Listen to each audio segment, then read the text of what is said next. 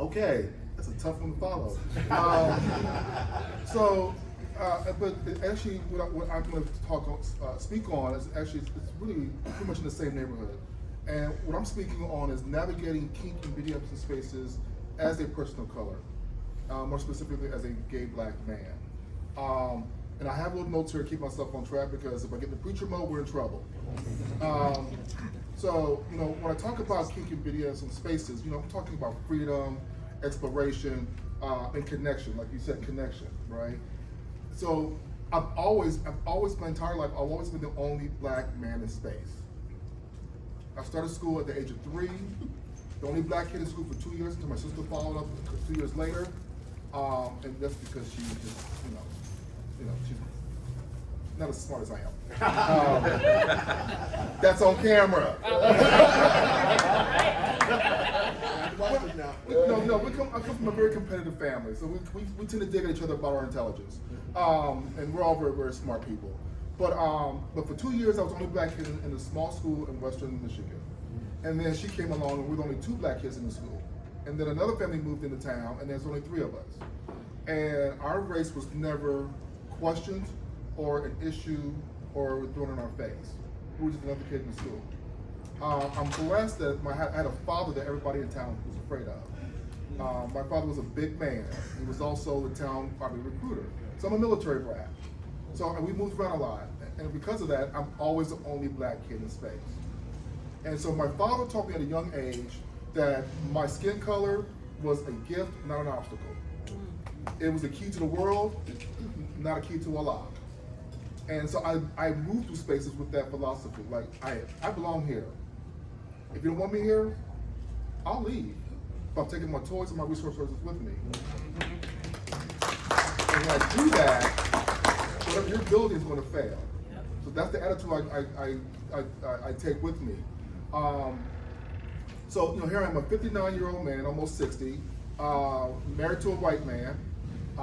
We both pretty much identify as dominants, but slash switches. And so when I go into these spaces, I know I go in with my power. I don't shrink. I go in tall, back straight, head up. And I look for relationships. I look for dynamics. I look for people who want me in that space. If I walk into a space, I tend to know when I bring the worst out of somebody or the best. The best will be happy to see me. The worst will leave the room and won't come back. And that's okay. And that's okay. Because now I'm in that space. I belong there. So that's how I move.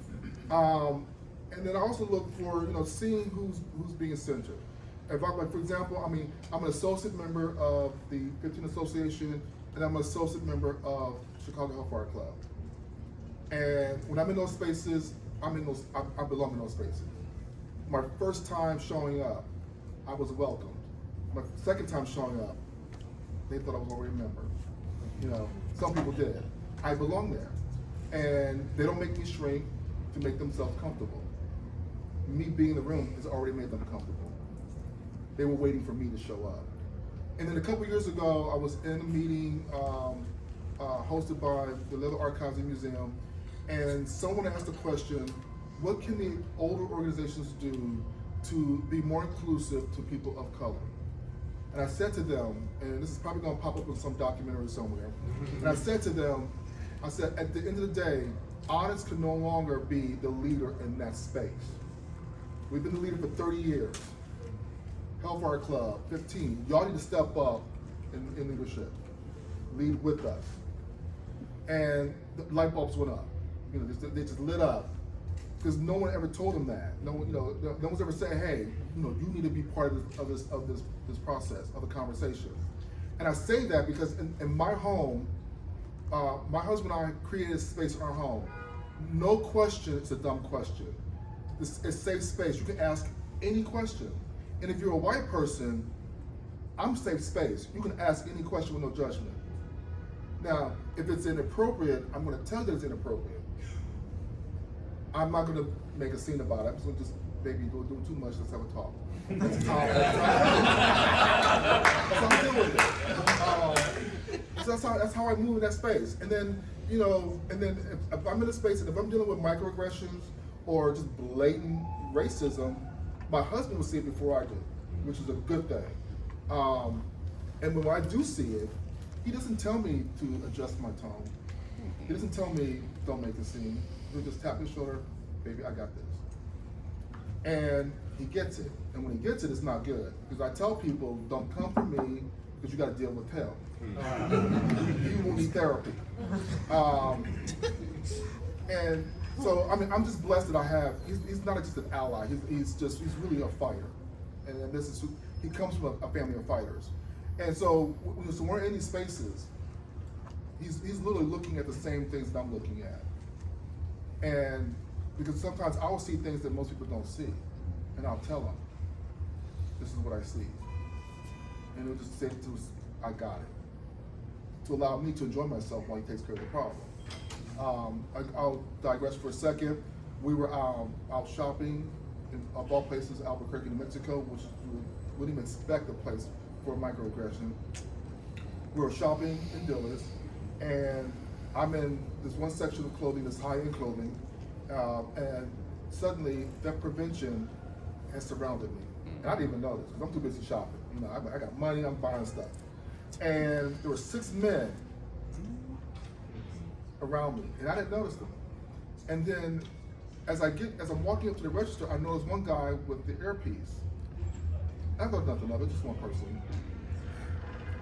Mike walked up and looked at me, he goes, are you good? I got clothes and money, I'm like, I'm good. He goes, no, you're not. Gentlemen, can we help you? That's what he had to say, can we help you? Suddenly, they started moving. I looked and said, what just happened? He goes, you were being followed. I said, okay, I'm glad you got this. Before we left the store, he called the manager over and he said, don't move, I want you to see this. And I just sat there and paid my business. He handled the manager professionally. And so one of the reasons why I allow him to handle it the way he handled it is because of professionally we work at. If I have law enforcement interactions, that puts my job at risk. So he's protecting my employment. You know, he knows at the end of the day, I went through a divorce, and one of my reasons why I got a divorce is because my husband was impacting my livelihood. My ex-husband was. So my husband now, forever, knows if you impact my livelihood, there's going to be a problem. And he's also witnessed this, that when it comes to black men and women, or just men and women of color, when they're in an interracial relationship, there is a power dynamic that people assume. That, you know, they assume there's a power dynamic. They assume that because he's Caucasian, he has the power. When in reality, we both have power, but my power is easily threatened than his power because of my skin color. He can blend in, he can survive. I stand out. The one thing that I've learned in this culture is that there's a fear of black and brown people with resources. There's a fear of black and brown people with power. And that fear is not realistic. That fear comes from a place of not knowing. And once you get to know me, you know, or any of us, that fear goes away. We have power. We have power because we take power. We have power because we're born with power. We have power because we live in it. We stand in it. And we stand on it. And so when we come into that space with that power, we're coming into that space to share that power, to shore up the foundation of the community. You know, we see things that most people don't see. When there's a need for something, and I come from, from strong women, when there's a need for something, it's always the black and brown women who step up and take care of the need. And they take care of the need without you even knowing it. It's just got done. So I mean, so we come from that place. See, I went off track. You're doing great. No, I'm not. But thank you.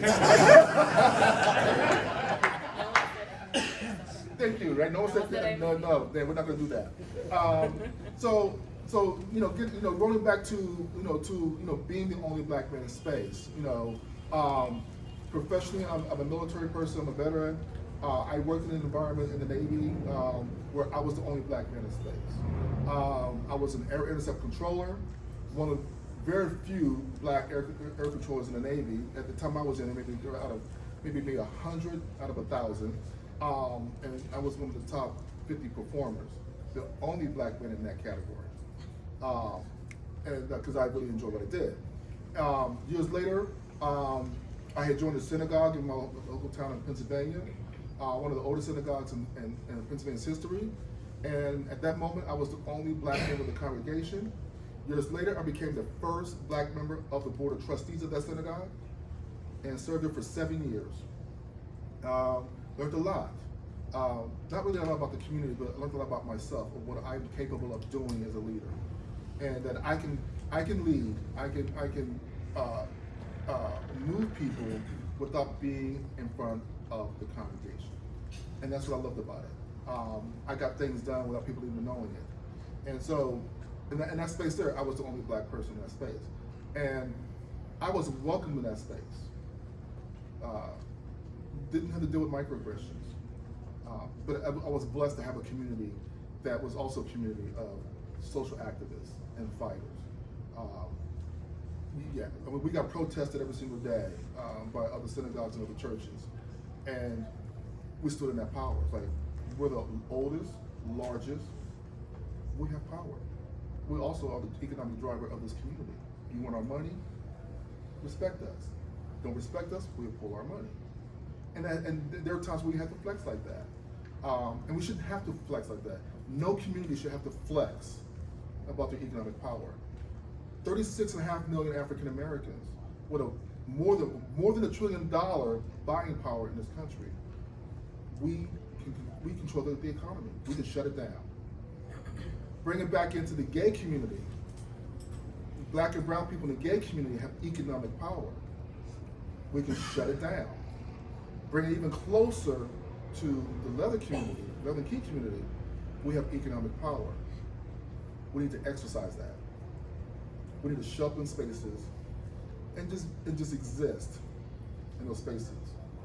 You don't need to force your way in those spaces. You show up, this is who I am, and if someone doesn't want you there, they can leave the space.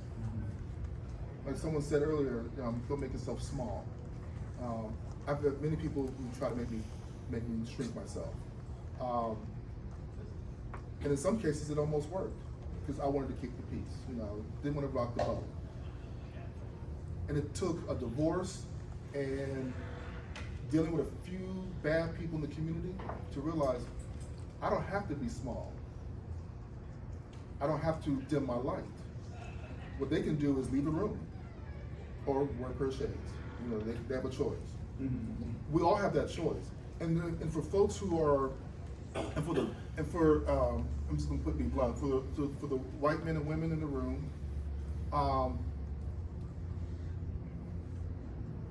what can I say? Someone said, you're an ally, but be more than an ally. Be a partner. Right? Be a partner. Anybody can be an ally. We have allies forever, but partners are hard to come by. Be a partner and on our journey as a community. Be a partner in our fight for freedom. Because leather is political. Be a partner in that fight. Because at the end of the day, when the black and brown folks leave the community, then the rest of the community is vulnerable. And if you don't, and then once you have that vulnerability, you can't, it's a done deal. So I'm there. I'm good. Thank you for all of that, first and foremost. So I just want to say something about power and perception. We were talking about race and all of its intersectionalities with kink and leather. When I grew up, my daddy told me that you're a black woman, so you are less important times two than everybody else. You are the least important person in the room, and you're the least desired. It was an interesting way to raise a little black girl, but what I'll say about that is the way that I look at it now that I have a little black boy is black people are extraordinary, we are not inadequate. Not inadequate in spaces. The reason that we experience so much, especially as black Americans, is we are extraordinary. Because despite not having a lot of connection, for most of us, to our ancestry and history, because we are not in our home country, we have still showed up in these spaces. And like you said, when we look at the statistics in our culture, we take up a lot of leadership roles. That's intimidating. I don't say that to put fear in anybody's hearts. I don't say it to create a hierarchy. I say factually, if we can acknowledge that, maybe we can look at the power in it and we can find ways to connect through that. We're extraordinary and we are incredibly resilient. We are also soft and we are real people with real feelings. And I find in my journey, as my dad doubling down and saying I had a lot less, so I made sure I had more than everyone else. When I see people who are scared of me, what I see is you have a lack of connection to yourself. So I invite you, if you start to feel any kind of feelings as a white person, as an Asian person, as whoever, and you see someone else in a space you're intimidated by, because that's what it is when you're scared. You go up and you hear them and you listen, like I said before, but also dig within yourself and be like, what am I disconnected to? Because I'm a whole ass person. And I am just as important and extraordinary. So if I'm feeling like they're taking up too much space, where is what I'm lacking? I think that's also a part of being an ally, is when you start to feel those microaggressions and fear come up, you need to turn it back on yourself and say, what do I need to connect to? So I'll just leave it at that, but that's what you brought up for me. Thank you. Thank you, thank you.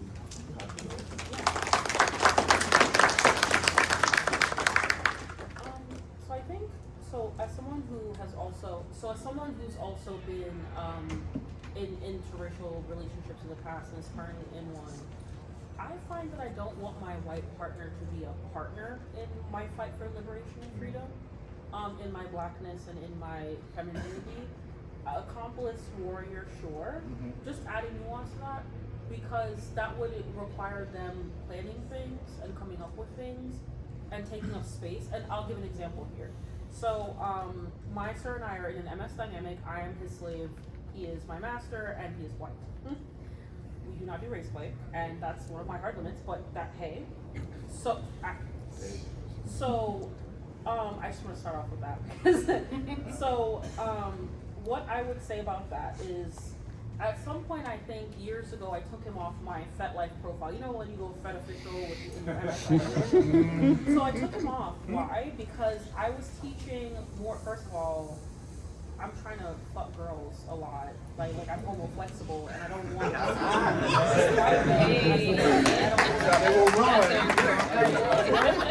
Don't stare the whole.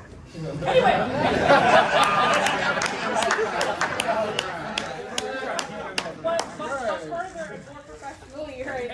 When I'm teaching classes like Afrofuturism in leather, womanism in leather, very black BIPOC focused classes, what the fuck do I look like having a BIPOC go to a white man to say, can your slave teach? No, absolutely not. So he came off my profile because people kept doing that because they weren't sure of the protocols in our dynamic, and it was in my profile what they could do. I said just directly ask me for any classes.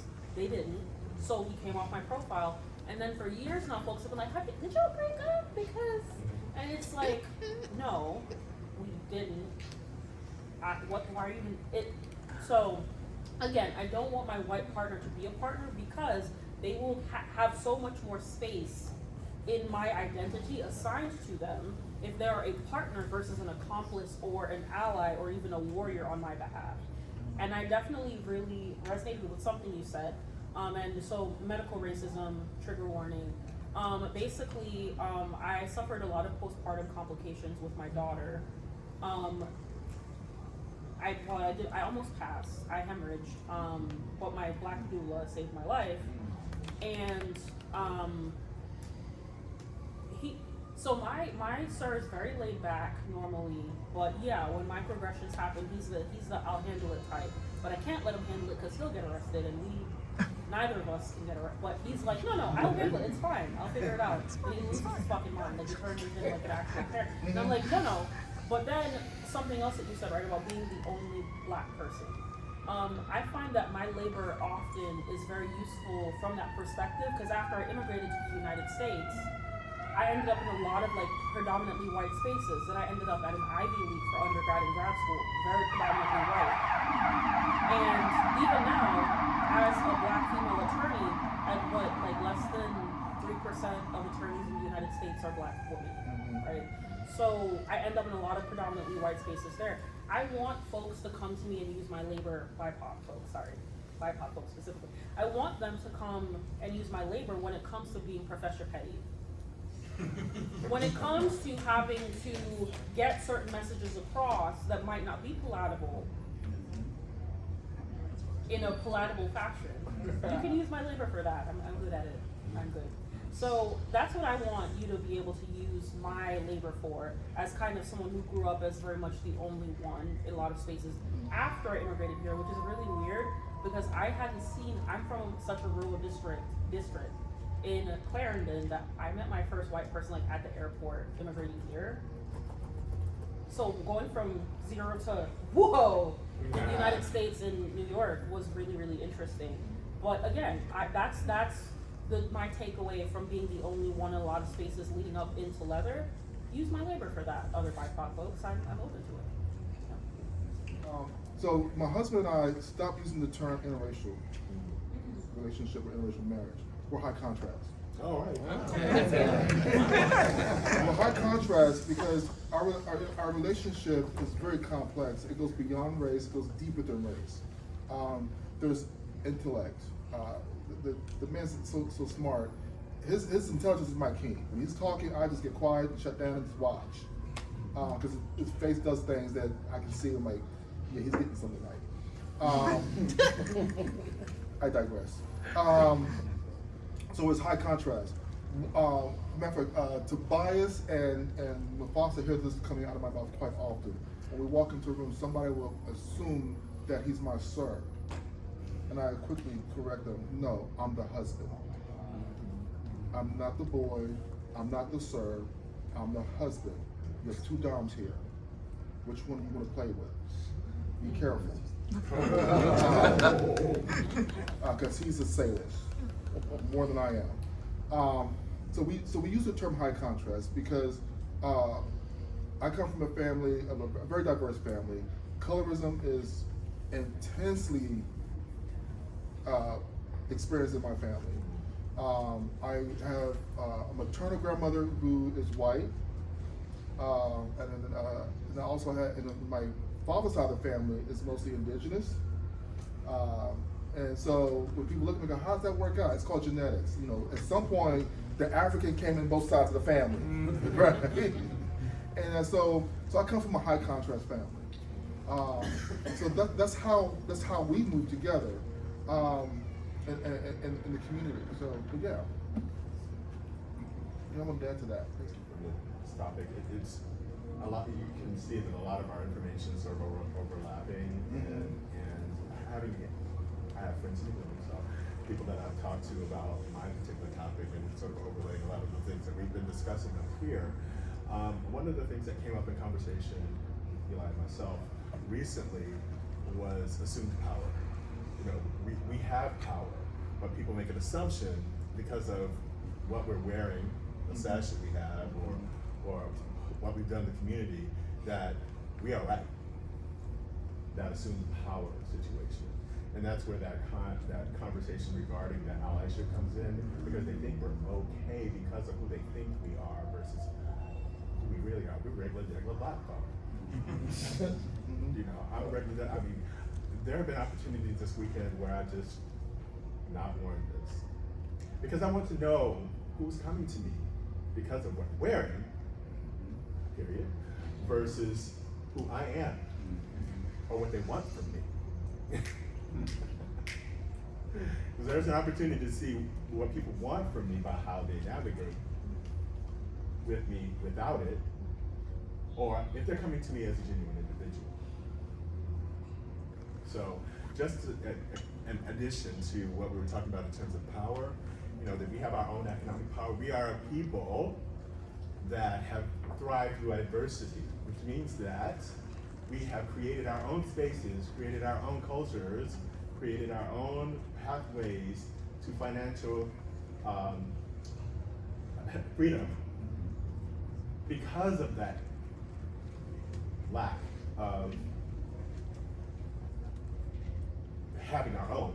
We have to create from nothing. We come from people that, my mom was a mother who created, that old phrase, created $1 out of 15 cents. That shit is so real. She made sure we were fed off of nothing. And when we get something, what happens?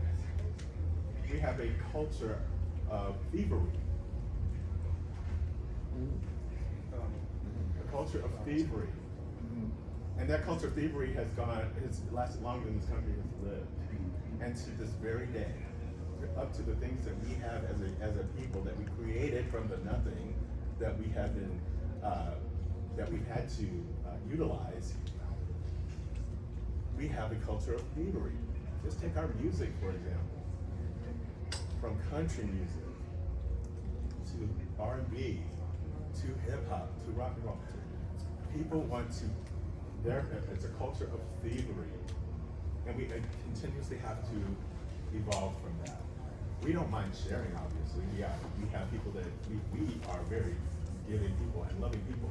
But the media wants to drive how people see us to allow the sense of thievery to take place. So just think about those things in terms of how you navigate us as a people, making assumptions about the power that we hold. That's all. Okay, so one thing that really tickled me that came to mind when you were talking about the economic power point and kind of nuancing that out was the Great Depression and the Harlem Renaissance. Yes. No one wants to Oh, fucking talk my about God. that. Yes. Talk, yes. The Schadenfreude is fucking hilarious, right? Because imagine you're not even allowed, like, there's still laws in the books around whether we're allowed to read or not, right? In different states. And you obviously are not allowed to trade in the markets. Then the markets crash. So everybody's broke as fuck. But you've already been broke this whole time. So you're like, I don't know what the fuck you got going on. I have food tonight. I'm good. Rations, I didn't have them before. I don't know. We made I'll you figure it before out. So 15 cents out of $1. Oh yeah, I'm good, big. So we were looking good, feeling good, and the jealousy. If you look at personal archives, when we were riding around in Cadillacs because we were having rent parties and doing collective financial empowerment, right? And folks were like, I'm on rations right now. I just got a block of government cheese. What is happening over here? And then the Harlem Renaissance occurring, it's very interesting American history. If you follow the money and you attach it to race, it's very interesting in the United States. Just as a Jamaican, it's fascinating to watch. So that, and then another point that you made about the ways in which media, right, does things in order to drive a particular image of us. Remember minstrel shows. The entire point of minstrel shows was to have new white immigrants come in and immediately have a specific view of black people. That being that we're lazy, that we're thieves, that the casual killing laws, the black laws, the black codes, the Teen laws, that the things that were happening should be happening because we were a lazy, thieving species, right? Not hardworking folks who built the country from an economic perspective, generated trillions of dollars worth of revenue, unpaid, enslaved, right? Not that, but lazy thieves because we weren't working for them for free anymore, right? And so minstrelsy has a specific use. The use of humor as a driver of narrative, you can see it today, it continues.